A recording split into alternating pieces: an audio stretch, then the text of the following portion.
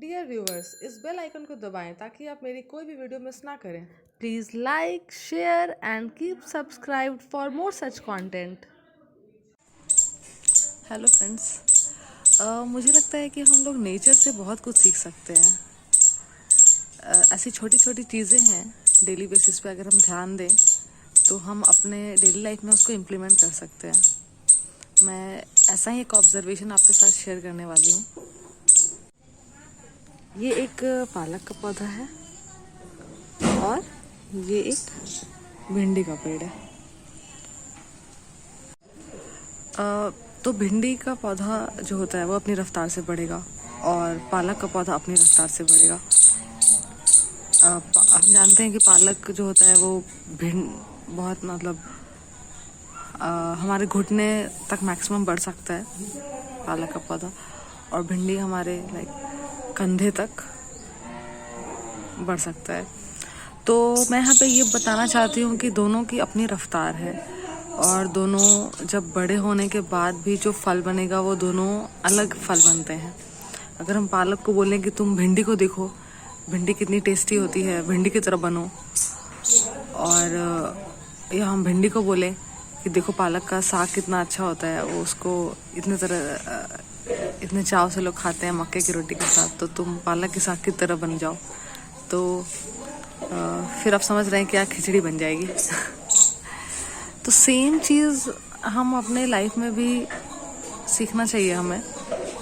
कि हम जनरली क्या होता है कि पेरेंट्स हमेशा कंपेयर करते हैं बच्चों को दूसरों से, कि वो बच्चा ऐसा है, वो बच्चा पढ़ाई में अच्छा है, इतना अच्छा है, उसने इतने स्कोर लाए हैं रिपोर्ट कार्ड में, तुम नहीं ला पाए, तुम किसी काम के नहीं हो। तो उससे क्या होता है कि धीरे धीरे बच्चे के ऊपर एक प्रेशर बन जाता है कि हमेशा खुद को दूसरों से कंपेयर करने का, चाहे वो मार्क्स हो या स्पोर्ट्स हो या फिर नए खिलौने हो, वो हर चीज़ में दूसरों से कंपेयर करने लगता है कि वो दूसरों से अच्छा है या ख़राब। वो फिर किसी भी काम को करने में वो ज़रूर सोचेगा कि उसने दूसरे से अच्छा किया है या उससे बुरा किया है। तो इससे क्या होता है कि बच्चा अपनी इंडिविजुअलिटी, अपने जो वो फ्री होके जो वो काम कर सकता था और जो सीख सकता था वो लूज़ कर देता है धीरे धीरे। और इससे बात यहीं तक नहीं रहती है, जब वो बच्चा बड़ा होता है तब भी ये ऐसा ही होता है, और तब फिर उन्हें ये प्रॉब्लम आती है कि जैसे किसी ने नया घर लिया हो, उसके पड़ोसी ने, या फिर नई कार ली हो,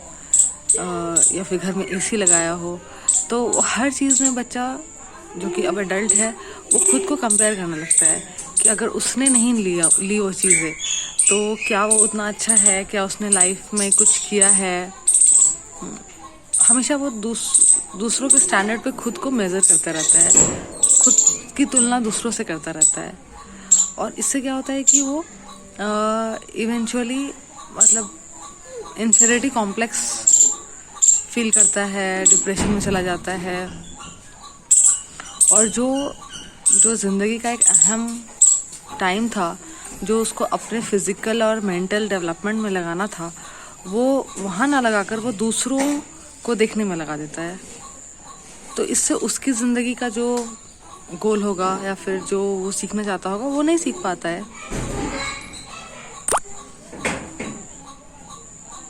तो इसलिए हमें जब भी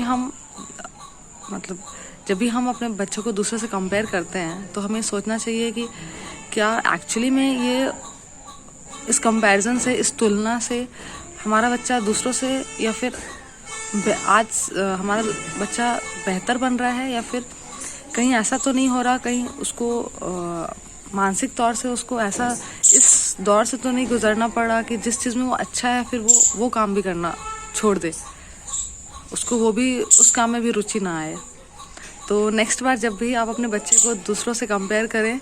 तो ये बात ज़रूर सोचें कि क्या ये उसकी बेहतरी करेगा ये कंपैरिजन। Thank you.